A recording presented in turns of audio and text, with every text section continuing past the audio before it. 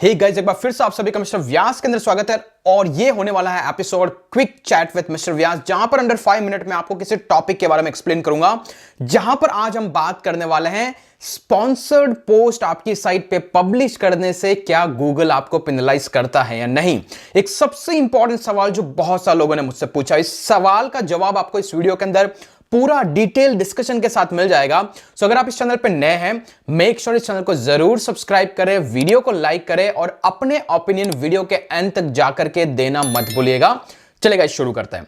सबसे पहले चीज देखिए, हम जहां बात करते हैं कि स्पॉन्सर्ड पोस्ट होता क्या है। स्पॉन्सर्ड पोस्ट वो कंटेंट होता है जब आप किसी को पेड बैकलिंक के एक्सचेंज के अंदर किसी कंटेंट को आपकी साइट पे पब्लिश करते हैं और उस बंदे को या फिर इस पर्टिकुलर कंपनी को आप एक्चुअली डू फॉलो बैकलिंक देते हैं।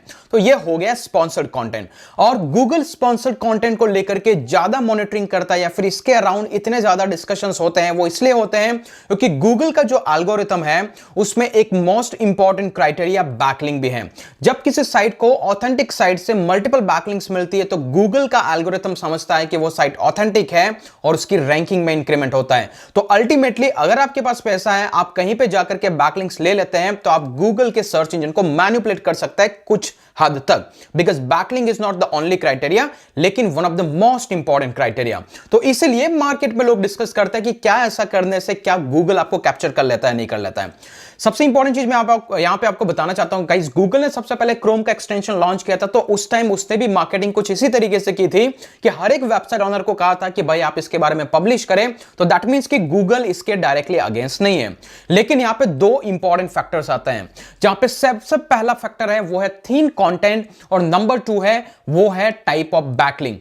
मतलब गूगल ये कहता है कि अगर आप किसी को गैस पोस्ट या फिर स्पॉन्सर पोस्ट देना चाहते हैं तो मेक श्योर कीजिएगा कि आपकी कंटेंट की लेंथ रिलायबल हो। ये नहीं कि 200 300 500 वर्ड का कंटेंट है, आपने किसी को बैकलिंक दे दिया और इसको आप क्वालिटी कंटेंट और इस तरीके से पेड प्रमोशन कर रहे हैं।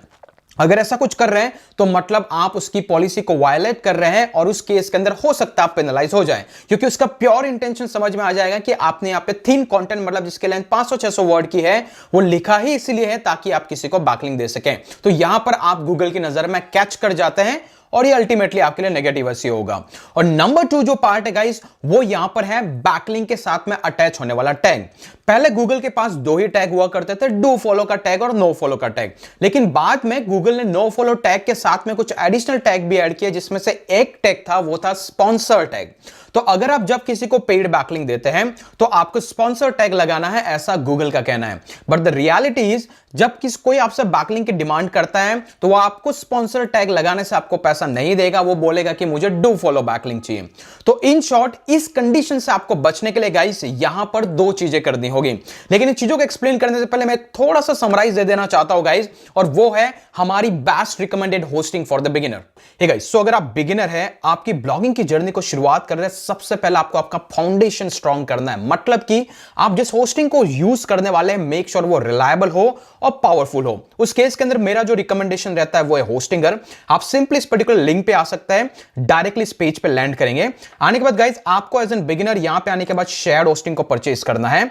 इनसाइड द शेयर होस्टिंग आपको प्रीमियम वेब होस्टिंग के पास में जाना है। अगर आपका बजट लेस देन 3000 है, अगर आपका बजट लेस देन 1500 है, आप सिंगल वेब होस्टिंग के साथ जा सकते हैं। प्रीमियम वेब होस्टिंग में आपको फ्री डोमेन मिल जाता है, मतलब आपके 700 रुपए बच जाते हैं और बहुत सारी साइट्स को आप होस्ट कर पाएंगे, मोर देन 1 वेबसाइट। यहां पर आने के बाद आपको ऐड टू कार्ट पे जाना है। ऐड टू कार्ट में जाने के बाद यहाँ पे 12 मंथ आपको सेलेक्ट करना है, मिनिमम इस प्लान के साथ जाना है। उसको जाने के बाद आप स्क्रॉल करेंगे और यहां पर आने के बाद आपको एक प्रोमो कोड यूज करना है MR VYAS। इसको आप यूज करेंगे, आपको एडिशनल 10% का डिस्काउंट मिलेगा। और इस प्रोमो कोड को यूज करने के बाद सिंपली आप सबमिट सिक्योर पेमेंट पे जाएंगे और आइडियली आपका परचेस कंप्लीट हो जाएगा। इसके बाद किस तरीके से आपकी वेबसाइट का कंप्लीट सेटअप करना है, link is in the description, उसको फॉलो करते जाइएगा, आपकी साइट सेट हो जाएगी। आफ्टर परचेस आपको एक स्पेशल बोनस दिया जा रहा है मेरी तरफ से, जो कि एक ब्लॉगिंग किट है, जहां पर आपको एक थीम विद लाइसेंस की, साथ ही साथ में आपको एक स्पेशल ब्लॉगिंग का कोर्स और एक फ्री पीडीएफ दी जाएगी। वहां पर एग्जैक्टली क्लेम करने के लिए एक फॉर्म का लिंक डिस्क्रिप्शन में है। आप फटाफट से यहां पे आएंगे, आपका नाम, ईमेल आईडी, जो जिससे मैं कांटेक्ट करूंगा, कौन सी होस्टिंग आपने परचेस की, किन सी डेट को परचेस की और जिस आईडी से आपने होस्टिंगर को परचेस किया है वो यहां पर एंट्री करने के बाद आपकी इनवॉइस कॉपी का स्क्रीनशॉट अटैच करना है। विद इन 72 आवर्स मैं आपको उस ईमेल आईडी पे कांटेक्ट करके आपको बोनस सेग्रीगेट कर दूंगा। तो आगे से आप में से किसी को भी मुझे ईमेल करने की जरूरत नहीं है, ऑल द टाइम इसी फॉर्म का रेफरेंस लेकर के मुझे भेजता है। चलिए वीडियो कंटिन्यू करते हैं। ओके, तो होपफुली आप समझ में आ गया होगा कि एग्जैक्टली आपको कैसे क्लेम करना है। चलिए गाइस बात करते हैं एग्जैक्टली स्पॉन्सर टैग का यूज कैसे करना है और नहीं करना है। सबसे इंपॉर्टेंट चीज, अगर आपके पास एक इंफॉर्मेटिव कंटेंट है जिसकी लेंथ 1800 वर्ड के अराउंड है, मैं सजेस्ट करता हूं स्पॉन्सर टैग को यूज ही ना करो।